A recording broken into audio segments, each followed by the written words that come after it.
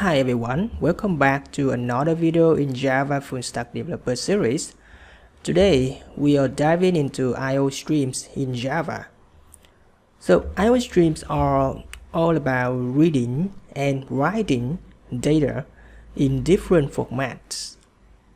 And they are a fundamental part of working with files.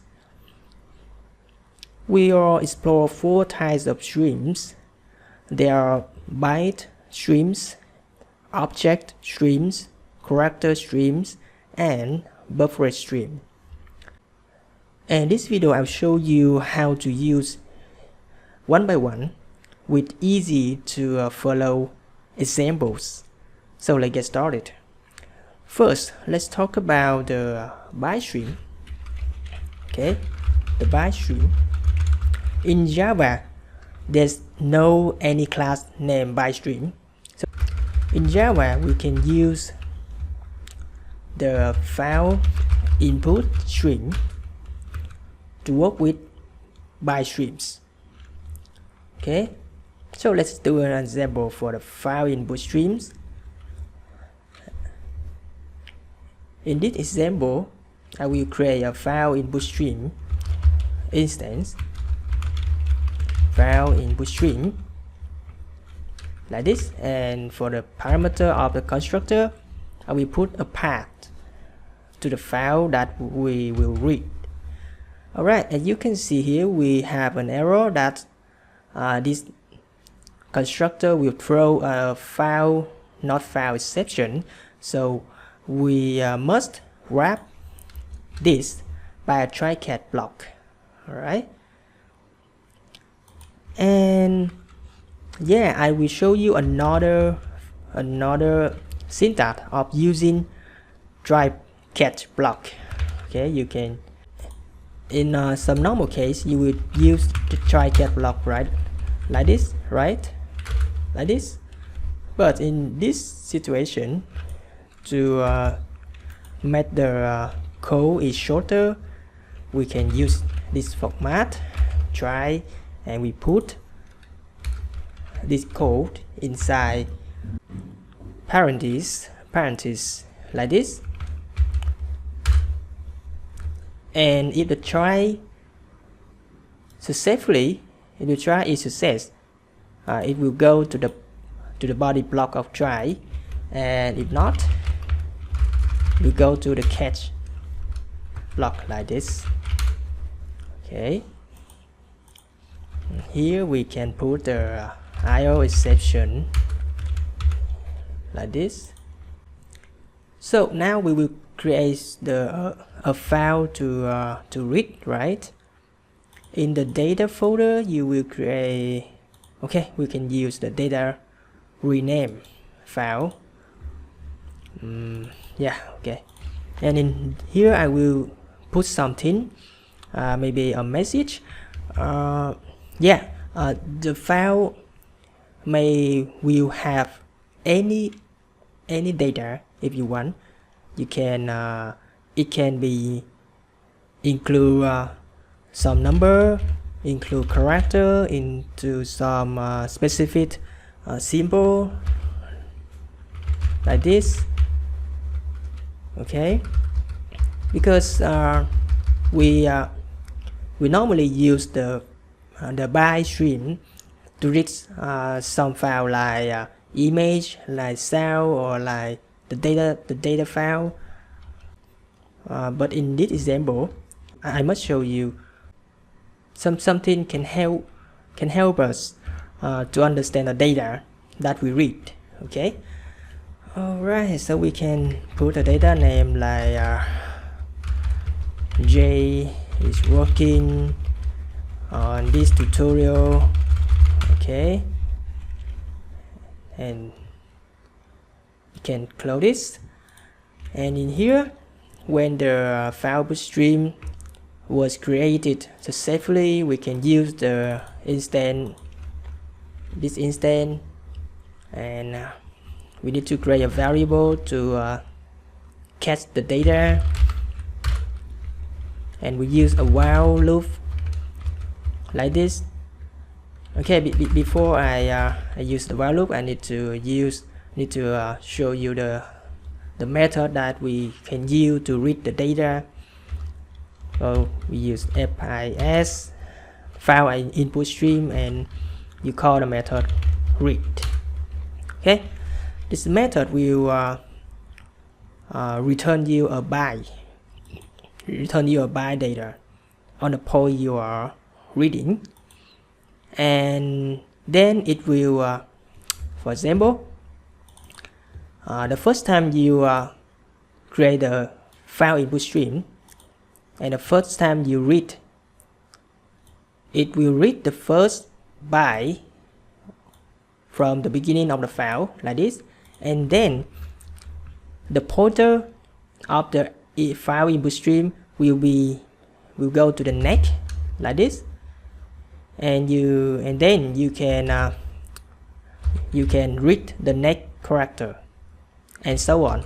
Okay, so on until the pointer reaches the end of the file, and in that time the read will return you a value -1 to give you that this file, this pointer, it reached the end of the file.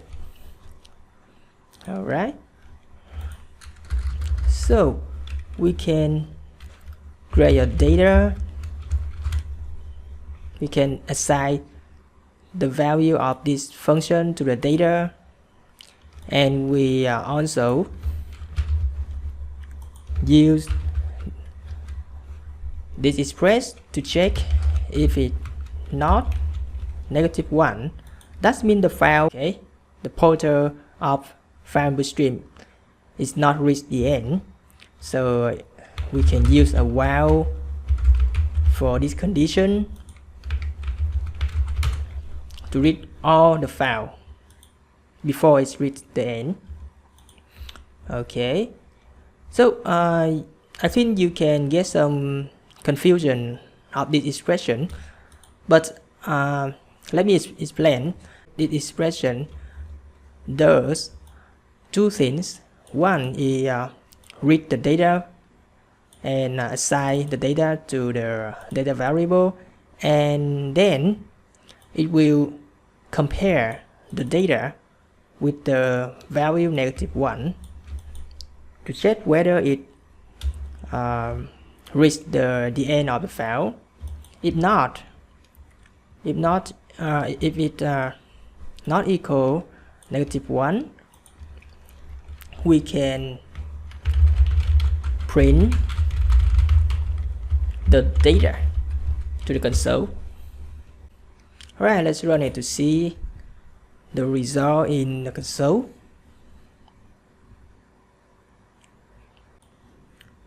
Sorry, we haven't put the file path here. Okay, I forgot it's rename.tat, right? Okay, let's run it again. This is a text, right? And every element is a character. So when you read it by an integer, it will return you the integer representing for the character here. So to convert to string, you can catch this data to the jar data type. So now we can see the right. Okay, I will remove the print light to see it clearly. Right now we see the whole text appears here. And to write something to the file, we will use file output stream instead of file input stream, right? File input stream using to read the data from file, but for writing you need to use the file output stream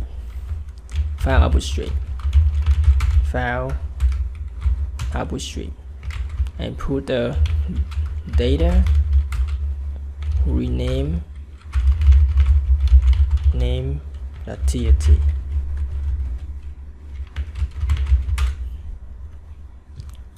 And we also catch if it's throw an exception.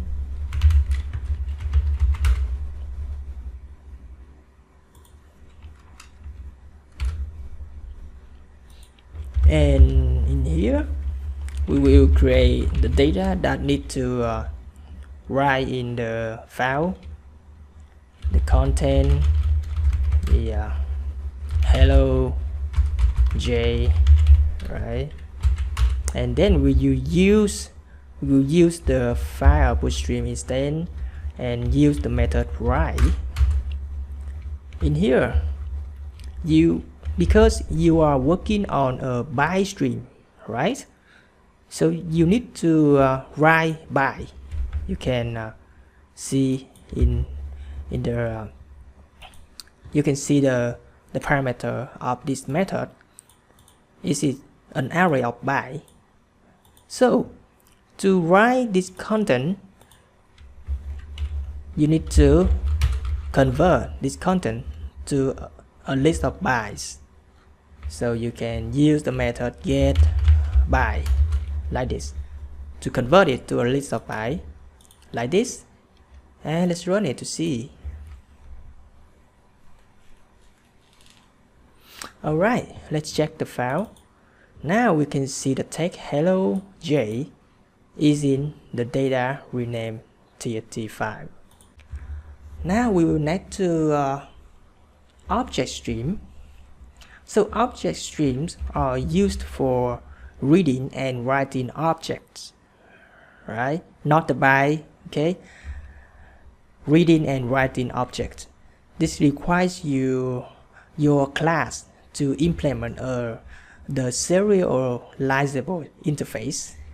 So let's clear the old code and create a class, because now we're working on the object, so we need to create a class.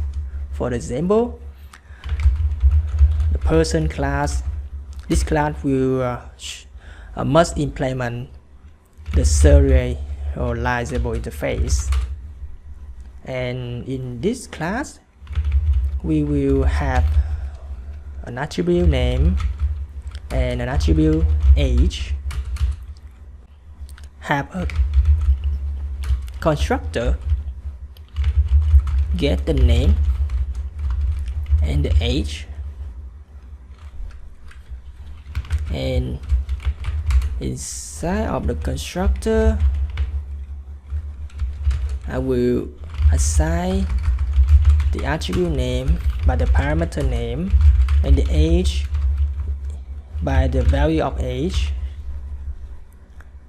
And you also need to override the toString method to see what inside the object, what the content of the object. So here we just return a person with the name equal the name and the age equal the age, like this.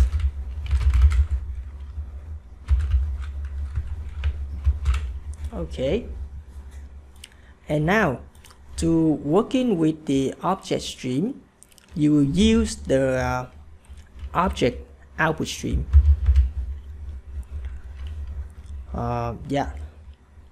You also use the syntax we try object stream, object output stream, object output stream, because we don't have any data first, so we need to write the data first and then we will read that data. Object output stream, and we continue to use the data rename file, that's txt. Okay, Okay, and also the catch. Okay, IO exception.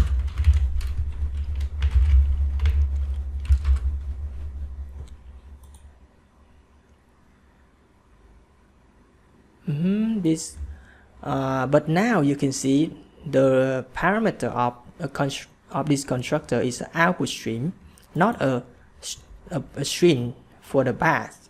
So you need to change it by using a new file output stream, right? New file output stream. Okay.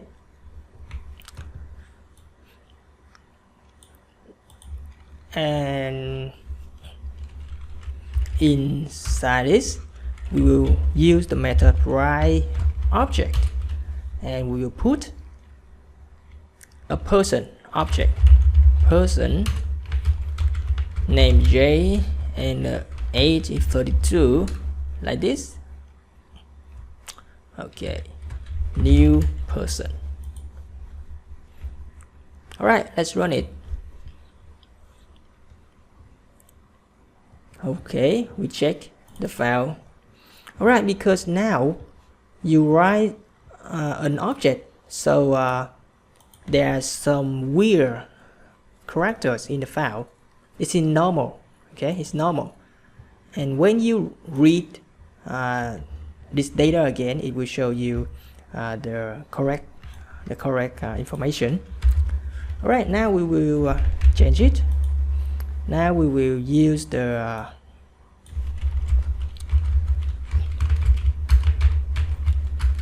object input stream,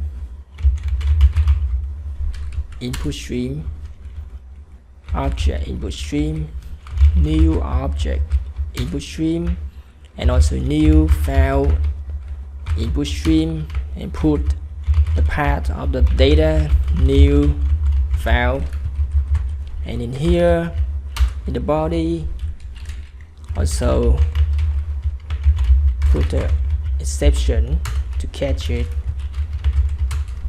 and in the body of try you will use the we will create a person to catch the data from the object input stream, and we use read object. Okay, alright, I forgot to use it. And because you can see, because this method will throw an exception like class not found exception, so we also put another exception to catch for this try catch block. You can use the syntax class not found exception, or you can create another catch class not found exception, like this. Okay, and after we get the person, we will print it, right? Because we have overriding the toString method, so we can use it print to print the person. Right, let me print something. Yeah, I understand. I get the wrong file name, rename. So maybe it throw an exception, IO exception here, but we didn't catch that. Okay, and you can see we have read the person here and show it correctly like this. Alright, next we will working with the character streams. So character streams are specifically designed for reading and writing text data. They work with characters instead of bytes. Okay, so to work with the character, we will use the file reader, and don't forget to use the try-cat. Reader, new file reader, and we put the path. Now we will put the path of the file, because we not read the byte stream, so we can directly put the path here. We name the TT, and also catch the exception, IO exception. Alright, in here you can use the data, create a data to catch the data, and use the while again, and we can assign the data by reader and read method, and also check if the file is if the pointer is read the end of the file, and if not, you can print out the character of the data. And this is very similar with the byte, right? And here you print, don't use println. Alright, it shows you all the things in the file like this. And now for the write, we will copy this for faster, and writer, here is a writer,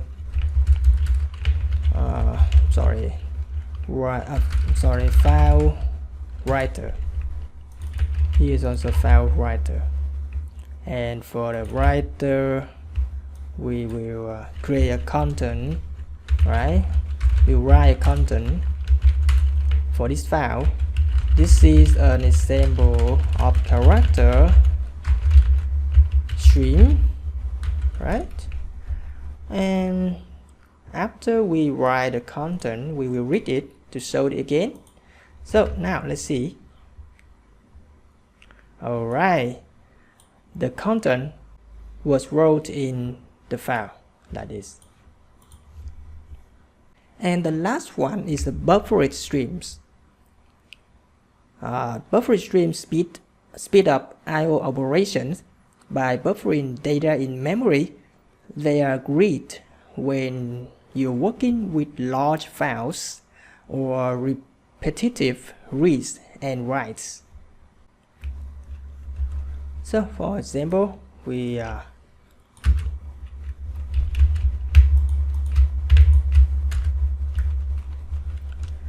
will write something in the data, rename TT.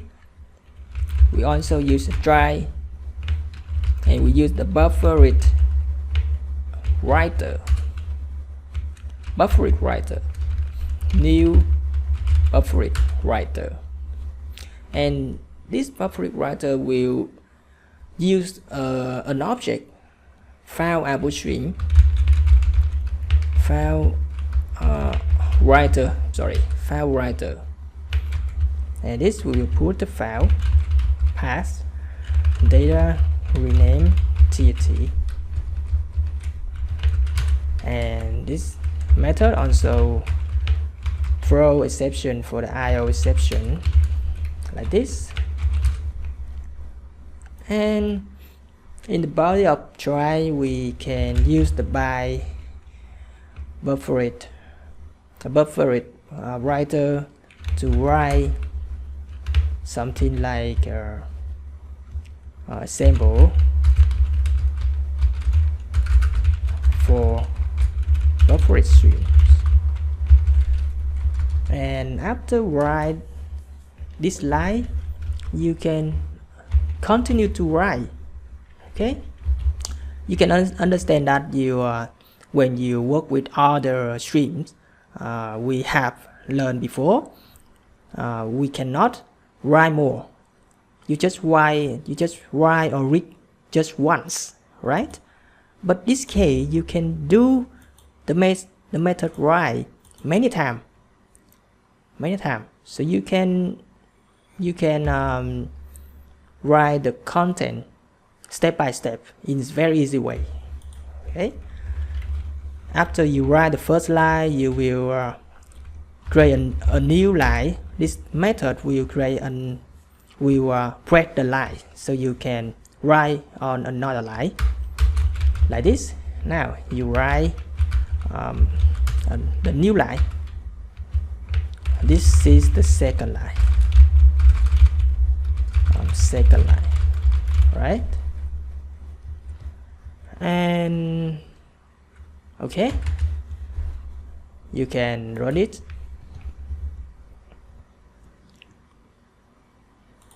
All right, let's see. We have 2 lines of subtext in this file. Very good, right? And after write, we will read the content, right?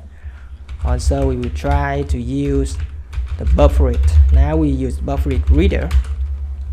And buffered reader equal new buffered reader, and new the file reader, and put the path of the file data rename .tt, and also create the body of the try, and also catch the exception.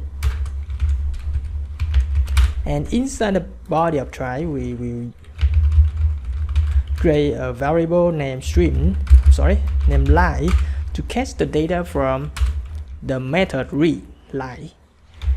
We also check here to detect when we reach the end of the file, and we assign the value for the line variable by using buffered reader and use the method read line, and we check if this line is not null.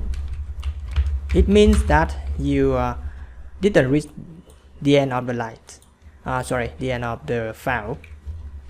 And if the data not null, you will print the line. So let's run it. Alright, now we have the content of the file in the console like this by using buffered rename. Okay. And that's it for today's video. We explored different types of I/O streams in Java, like byte streams, object stream, character stream, and the last one is buffer streams. Each one has its own use case, and you will find them super handy when working with files and data. In the next video, we'll dive into more exciting topics. So don't forget to like, subscribe, and hit that notification bell to stay updated. Thanks for watching, and see you in the next one.